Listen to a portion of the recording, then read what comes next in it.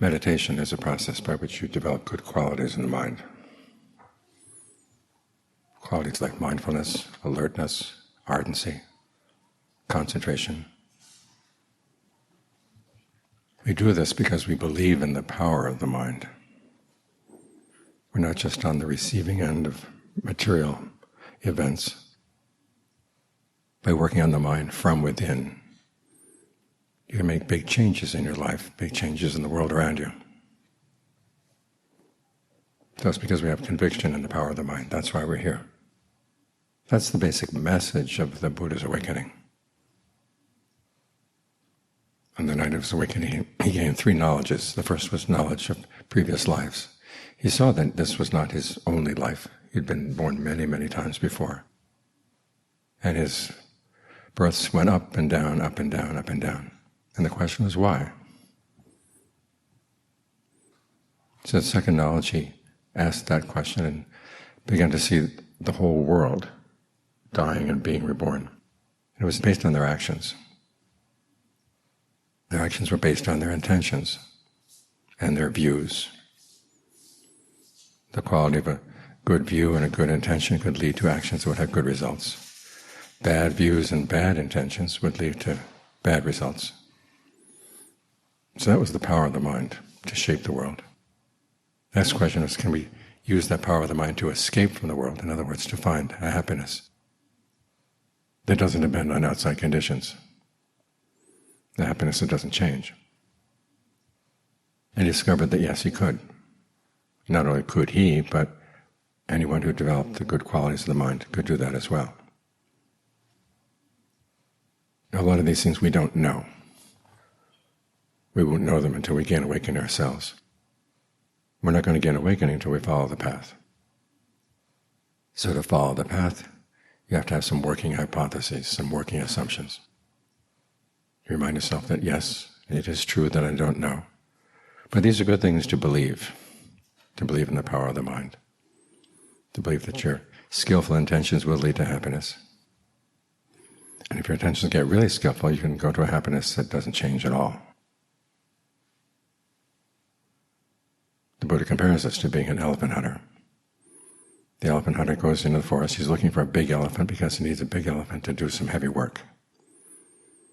He comes across some very large footprints, and they look promising, but he doesn't know for sure that they're the footprints of a bull elephant because there are dwarf females with large feet.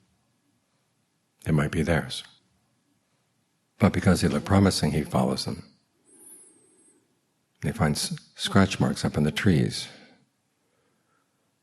And again, he doesn't come to the conclusion that those must be coming from the tusks of a big elephant, bull elephant, because there are tall females with tusks. It might be theirs. But again, they look promising, so he follows them. Finally comes to a big bull elephant out in the middle of a field.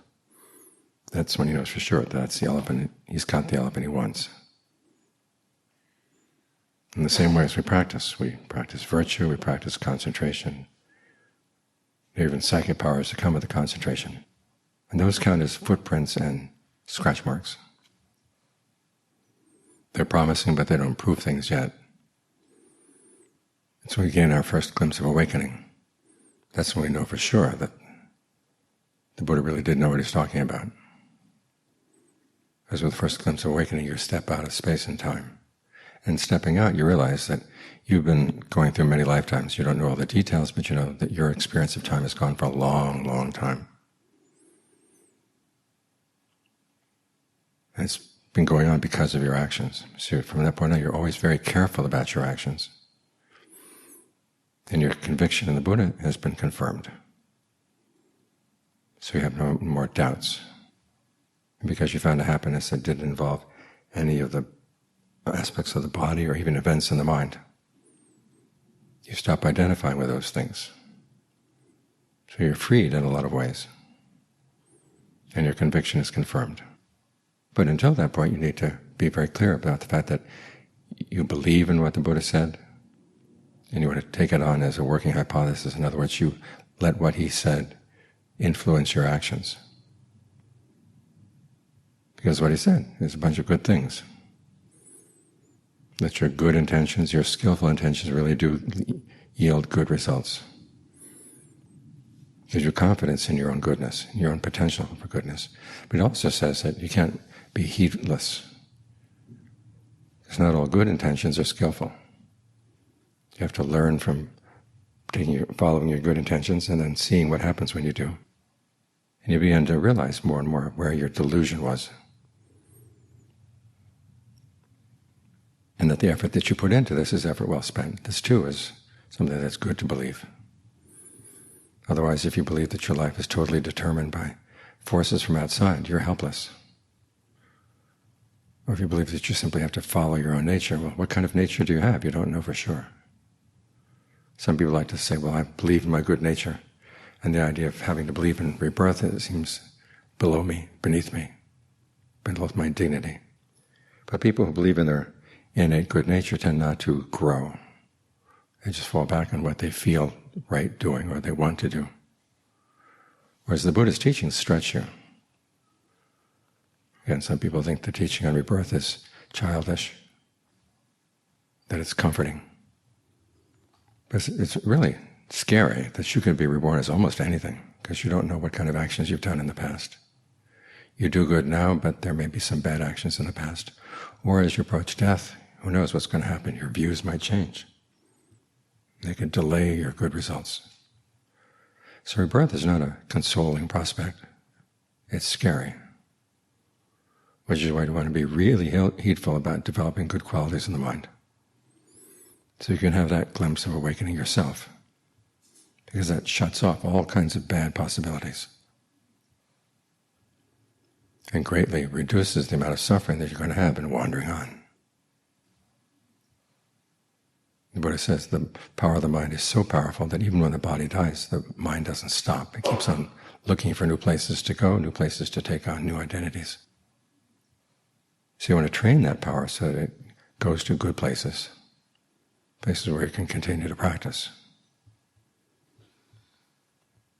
Which is what conviction in the Buddhist teachings is. Not a childish thing, it's actually very adult and very responsible.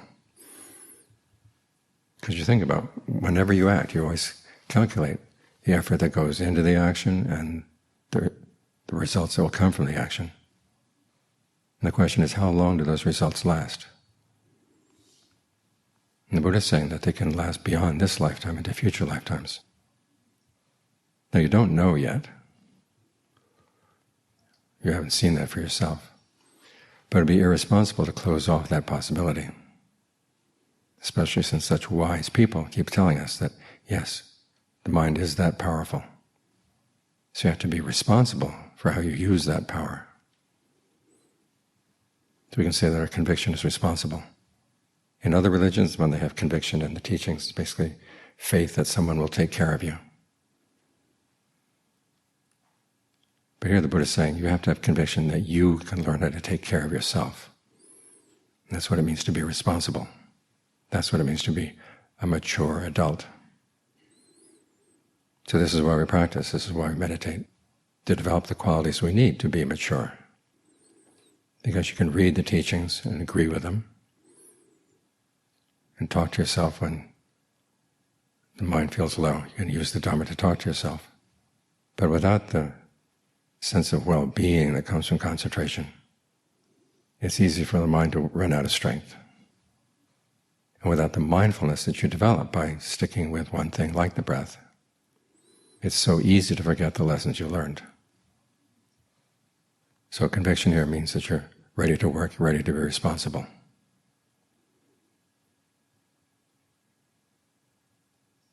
It's probably the most mature attitude you can develop.